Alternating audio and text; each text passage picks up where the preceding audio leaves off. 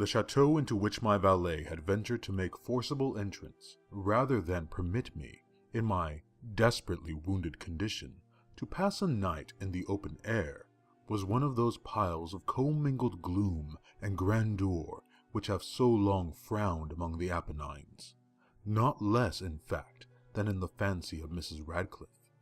To all appearance, it had been temporarily, and very lately, abandoned.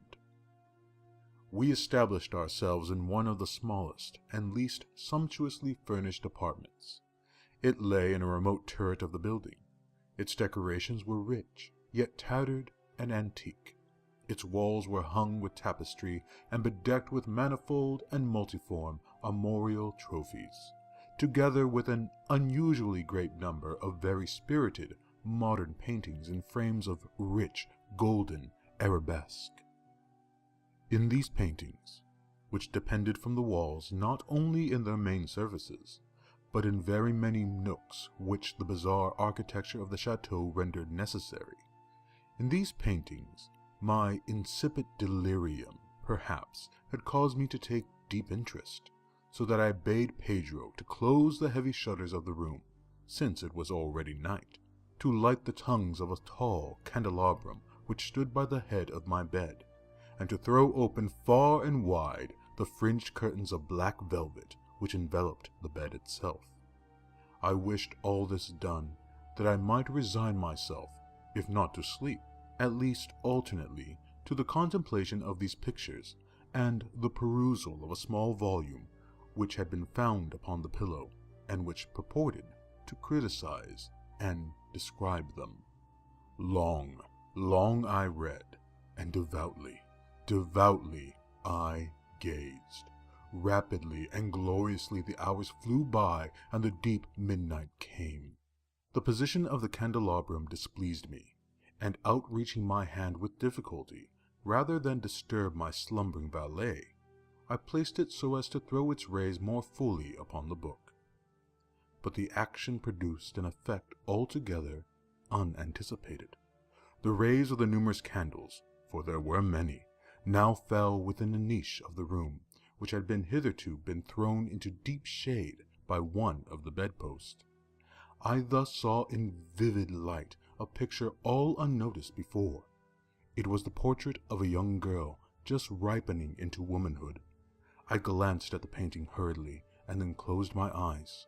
Why I did this was not at first apparent even to my own perception, but while my lids remained thus shut, I ran over in my mind my reason for so shutting them.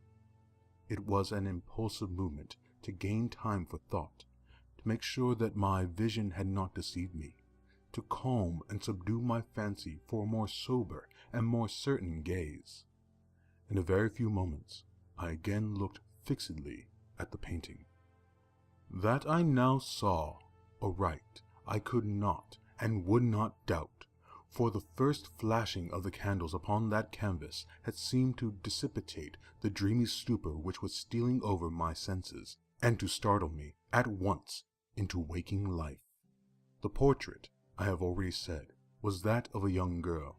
It was a mere head and shoulders, done in what is technically termed a vignette manner, much in the style of the favorite heads of Sully. The arms, the bosom, and even the ends of the radiant hair melted imperceptibly into the vague yet deep shadow which formed the background of the whole. The frame was oval, richly gilded and filigreed in Masque.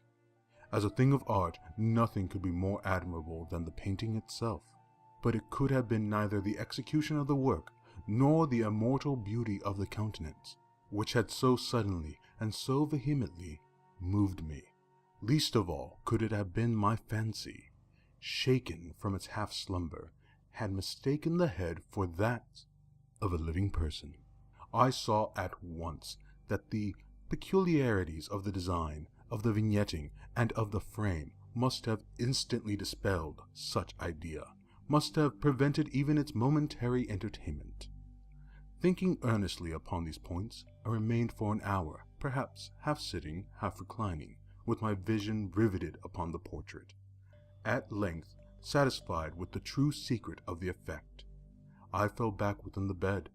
I had found the spell of the picture in an absolute lifelikeness of expression, which at first startling, finally confounded, subdued, and appalled me. With deep and reverent awe, I replaced the candelabrum in its former position, the cause of my deep agitation being thus shut from view. I sought eagerly the volume which discussed the paintings and their histories. Turning to the number which designated the oval portrait, I there read the vague and quaint words which follow. She was a maiden of rarest beauty, and not more lovely than full of glee, and evil was the hour when she saw and loved and wedded the painter. He, passionate, studious, austere, and having already a bride in his art. She, a maiden of rarest beauty, and not more lovely than full of glee, all light and smiles, and frolicsome as the young fawn, loving and cherishing all things, hating only the art which was her rival, dreading only the palette and brushes and other untoward instruments which deprived her of the countenance of her lover. It was thus a terrible thing for the lady to hear the painter speak of his desire to portray even his young bride. But she was humble and obedient, and sat meekly for many weeks in the dark, high turret chamber, where the light dripped upon the pale canvas only from overhead. But he, the painter, took glory in his work, which went on from hour to hour, and from day to day.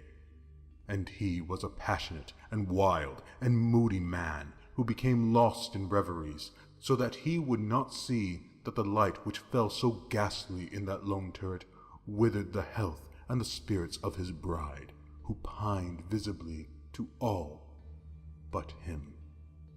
Yet she smiled on and still on, uncomplainingly, because she saw that the painter, who had high renown, took a fervid and burning pleasure in his task, and wrought day and night to depict her who so loved him, yet who grew daily more dispirited and weak.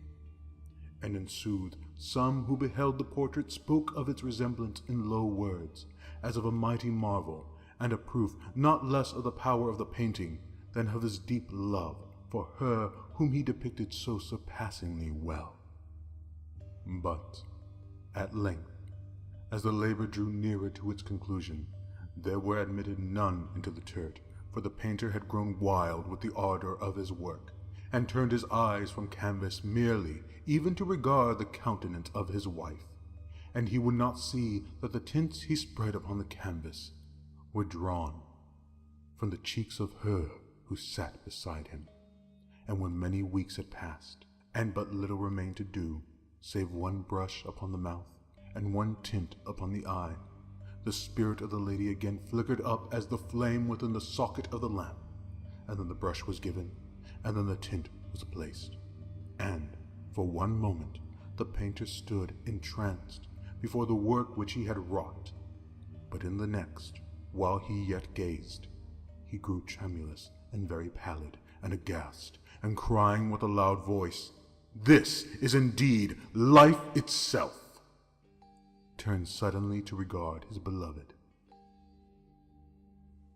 She was dead.